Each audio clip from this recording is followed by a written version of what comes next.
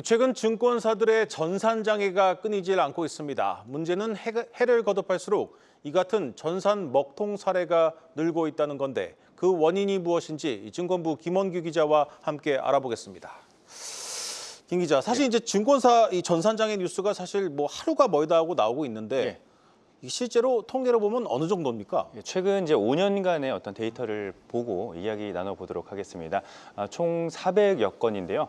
이 연도별로 살펴보면요. 2020년 60건에서 표에서 보시다시피 그리고 지난해 94건까지 좀처럼 줄지 않고 있는 상황입니다. 여기에 지난달에는 연이틀 키움증권이 그리고 전날에는 메리츠증권에서 전산 장애가 발생하면서 올해도 상황은 비슷한 상황입니다. 그런데 이렇게 같은 문제가 계속 반복되고 또 늘어나는 이유는 뭡니까? 일단 뭐 여러 이유가 있는데요. 대표적으로 증권사들의 이런 전산 리스크는 무분별한 사업 확장과도 무관치 않다는 분석입니다. HTS에 이어서 MTS, 비대면 계좌 개설, 이런 비대면 서비스를 좀 강화하면서 동시 접속자 수가 급증했기 때문입니다. 예컨대 공모주 청약이나 시장 급변 시기 등 이 대형 이벤트 발생 시에는 많게는 수백만 명이 동시에 접속을 하잖아요. 그러면은 서버 과부하로 인한 주문 지연이나 체결 오류가 속출하고 있다는 겁니다. 실제 지난달 전산 장애를 일으킨 키움증권은 주문 폭주로 인해서 서버에 병목 현상이 생겼다고 설명했습니다. 메리츠증권 역시 미국 주식 거래 중 이 전산 장애가 발생했는데 최근 개인 투자자들의 해외 주식 투자 접근성을 높이기 위해서 무료 수수료 정책을 전격 도입을 했는데 이에 따라서 트래픽이 급증한 것이 시스템 과부하를 유발한 원인으로 지목되고 있습니다. 그렇다면 증권사들이 거래가 늘어나는 만큼 이 시스템에 투자를 하면 해결되는 것 아니겠습니까? 증권사들도 나름 재발 방지 대책에 좀 힘을 쓰고 있는 모습이긴 합니다. 국내 60개 증권사 전산 운용비를 좀 살펴보면요. 2022년에 약 7천억 원에서 지난해 9천억 원으로 매년 꾸준히 늘리고 있습니다. 여기서 말하는 전산 운용비는 시스템 운영과 그리고 유지 보수, 보안, 인건비 등 전산망 전반에 드는 비용을 말하죠.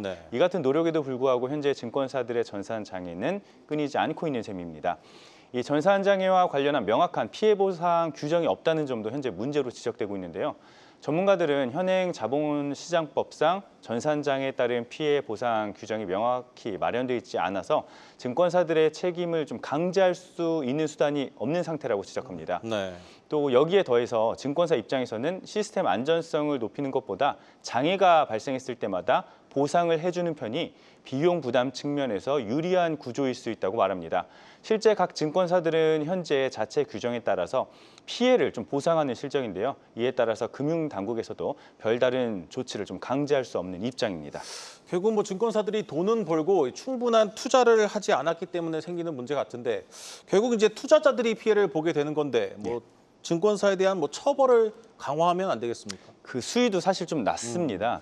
최근 5년간 금감원이 전산장애로 처벌했던 건 지난 2022년과 지난해 각각 대신증권과 신한투자증권뿐이었습니다. 이마저도 대신증권에는 피해 보상 권고, 신한투자증권에는 과태료 8천만 원 부과에 그쳐서 실효성 논란이 있었습니다. 이 기간 전산장애로 인해서 누적 피해액이 약 200억 원 수준으로 추정된다는 점을 고려하면 처벌 수준이 굉장히 미비하다는 지적이 있는 상황입니다.